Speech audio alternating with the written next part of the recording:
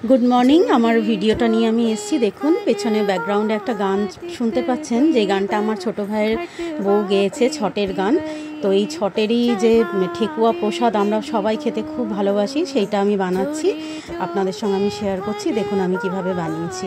तो एर जोन्नो निয়েছি हाफ केजी आटा, हाफ केजी चालेर गुঁড়ো এবং 250 ग्राम मतन गुঁড়ো गुड़, जेटा जे कोनो डिपार्टमेंटाल स्टोरेই पेয়ে যাবেন।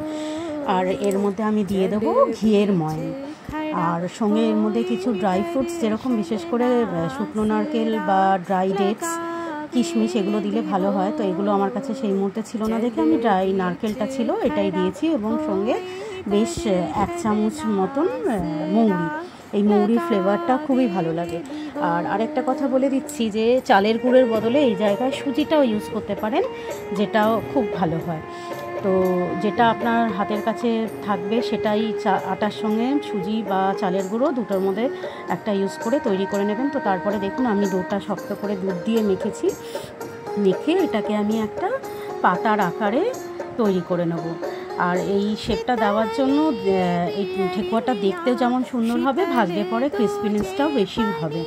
তো এরকমভাবে সব গড়ে নিয়ে বেশ খানিকটা গড়ে আমি তেল এদিকে গরম বসিয়ে দিয়েছিলাম। তো আমি এক এক করে ঠেকুয়াগুলো তেলে ছেড়ে ভেজে নেব বেশ মিডিয়াম ফ্লেমে লাল করে ভেজে। এই দেখুন আমার ভাজা হয়ে গেছে। তো আমি এগুলো এখানে কয়েকটা আপনাদেরকে দেখাচ্ছি, এর থেকে অনেক বেশি আমার তৈরি হয়েছে।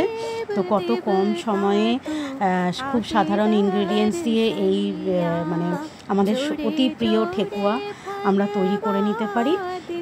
তো আপনাদের যদি আমার বানানো রেসিপিটা পছন্দ হয়ে থাকে অবশ্যই ট্রাই করুন এবং লাইক